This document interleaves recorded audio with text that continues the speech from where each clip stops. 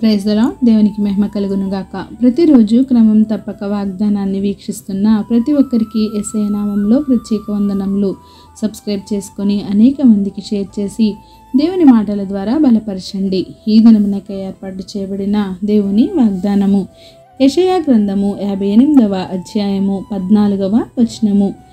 నీవు యెహోవాయందు ఆనందించెదవు, దేశము యొక్క ఉన్నత స్థలముల మీద నేను నిన్నెక్కించెదను.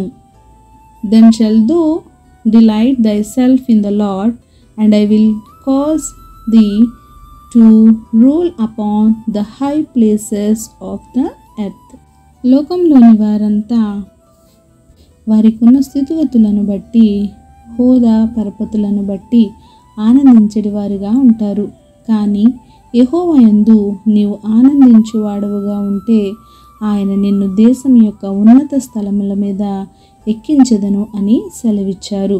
అన్నీ ఉన్నప్పుడు ఆనందంగా ఉండడం కాదు, కానీ ఆస్తి ఉన్నా లేకపోయినా, అంతస్తు ఉన్నా లేకపోయినా, అందచందాలు ఉన్నా లేకపోయినా, ఏది ఉన్నా లేకున్నా యెహోవాయందు ఆనందించు వారిగా ఉండాలి. నీవు దేవుని యందు ఆనందిస్తూ నీ జీవితాన్ని కొనసాగిస్తే ఉన్నత స్థలముల మీద దేవుడు నిన్ను ఉంచుతాడు. ఫిలిష్తీయుడు బలాఢ్యుడు అయిన గొల్యాతు మీద పోరాడడానికి బెదరిపోయిన దావీదు అన్నలను పలకరింపుకు అని వెళ్ళిన దావీదు సంగతి ఏంటని అన్నలను అడిగినప్పుడు, నేను పోరాడుతాను, యుద్ధానికి వెళ్తాను అని అన్నప్పుడు అన్నలు ఏమన్నారు? నువ్వెంత? నీ వయసు ఎంత? నీవు గొర్రెలు మేపేవాడివి, నీవు గొల్యాతుతో పోరాటం ఏం చేస్తావు? ప్రక్కకు తొలగిపో, ఇక్కడ నుండి వెళ్ళిపో అని అన్నప్పుడు దావీదు ఏమి కలిగి ఉన్నాడు? దావీదు దేవుని యందు ఆనందించువాడుగా ఉన్నాడు. అలా ఉన్న దావీదు ధైర్యంతో గొల్యాతుపైకి యుద్ధానికి వెళ్ళి అతనిపై జయించాడు. ఎందుకు పనికిరాని వాడిగా చూసిన దావీదును ఆ ఇశ్రాయేలీల దేశం అంతటి మీదికి రాజుగా నియమించాడు. ఆయనను ఉన్నత శిఖరములకు దేవుడే ఎక్కించాడు. దావీదు పని గొర్రెలను మేపుకుంటూ, సితారా వాయించుకుంటూ, దేవునికి కీర్తనలు పాడుతూ దేవునిలో ఆనందించేవాడు.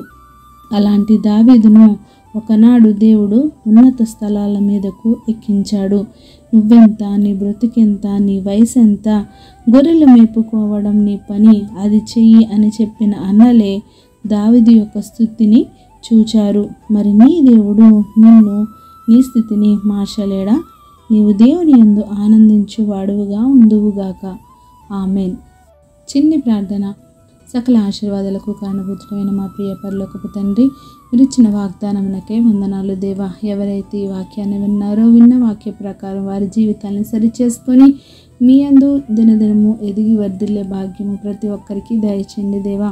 అవును ప్రభువా, మీరు ఎవరి స్థితిగతులైనా మార్చగలిగే దేవుడవు, అంత సర్వశక్తిమంతుడవు, చాలిన దేవుడుగా మీరున్నందుకు వందనాలు తండ్రి. ఎవరైతే మీ యందు ఆనందిస్తారో వారిని ఉన్నత శిఖరాలపై ఉంచే దేవుడుగా ఉన్నందుకు వందనాలు తండ్రి ప్రభా. అవును ప్రభా, ప్రార్థన అవసరం కొన్ని ప్రతి ఒక్క బిడ్డని సమయంలో జ్ఞాపకం చేసుకోండి. వారి అవసరతలను, అక్కరతలను తీర్చండి. సమయానుకూలంగా వారి పరిస్థితులను చక్కబరిచి సమస్త ఘనత, మహిమ, ప్రభావములు మీరే ఆరోపించుకుంటారని యేసుక్రీస్తు పరిశుద్ధ నామమున ప్రార్థించి అడిగి వేడుకొనుచున్నాను మా తండ్రి. Amen. God bless you all.